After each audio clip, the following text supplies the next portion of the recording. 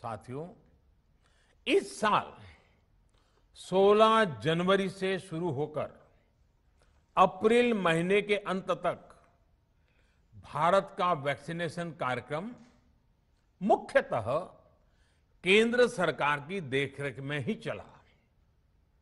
सभी को मुफ्त वैक्सीन लगाने के मार्ग पर देश आगे बढ़ रहा था। देश के नागरिक भी अनुशासन का पालन करते हुए अपनी बारी आने पर वैक्सीन लगवा रहे थे। इस बीच कई राज्य सरकारों ने फिर कहा कि वैक्सीन का काम डिसेंट्रलाइज किया जाए और राज्यों पर छोड़ दिया जाए।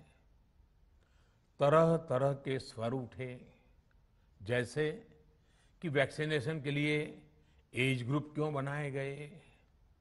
दूसरी तरफ किसी ने कहा कि उम्र की सीमा आखिर केंद्र सरकार ही क्यों तय करे। कुछ आवाजें तो ऐसी भी उठी कि बुजुर्गों का वैक्सीनेशन पहले क्यों हो रहा है। भांति भांति के दबाव भी बनाए गए। देश के मीडिया के एक वर्ग ने इसे कैंपेन के रूप में भी चलाया। साथियों, काफी चिंतन मनन के बाद इस बात पर सहमति बनी कि राज्य सरकारें अपनी तरफ से भी प्रयास करना चाहती हैं, तो भारत सरकार को क्यों इतराज हो और भारत सरकार इतराज क्यों करे। राज्यों की इस मांग को देखते हुए, उनके आग्रह को ध्यान में रखते हुए 16 जनवरी से जो व्यवस्था चली आ रही थी, उसमें प्रयोग के तौर पर एक बदलाव किया गया। हमने सोचा कि राज्य ये मांग कर रहे हैं, उनका उत्साह है, तो चलो भाई 25% का काम उन्हीं को सुपुर्द कर दिया जाए, उन्हीं को दे दिया जाए। स्वाभाविक है 1 मई से राज्यों को 25% काम उनके हवाले कर दिया गया। उसे पूरा करने के लिए उन्होंने अपने अपने तरीके से प्रयास भी किए।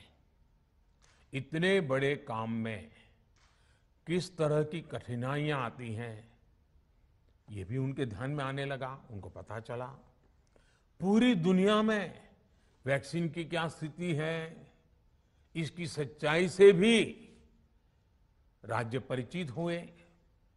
और हमने देखा, एक तरफ मई में सेकेंड वेव, दूसरी तरफ वैक्सीन के लिए लोगों का बढ़ता रुझान, और तीसरी तरफ राज्य सरकारों की कठिनाइयां। मई में 2 सप्ताह बीतते बीतते कुछ राज्य खुले मन से ये कहने लगे कि पहले वाली व्यवस्था ही अच्छी थी। धीरे धीरे इसमें कई राज्य सरकारें जुड़ती चली गई। वैक्सीन का काम राज्यों पर छोड़ा जाए, जो इसकी वकालत कर रहे थे, उनके विचार भी बदलने लगे।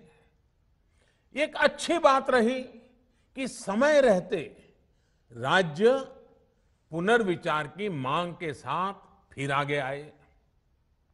राज्यों की इस मांग पर हमने भी सोचा कि देशवासियों को तकलीफ ना हो, सुचारू रूप से उनका वैक्सीनेशन हो। इसके लिए 1 मई के पहले वाली, यानी 1 मई के पहले 16 जनवरी से अप्रैल अंत तक जो व्यवस्था थी, पहले वाली पुरानी व्यवस्था को फिर से लागू किया जाए।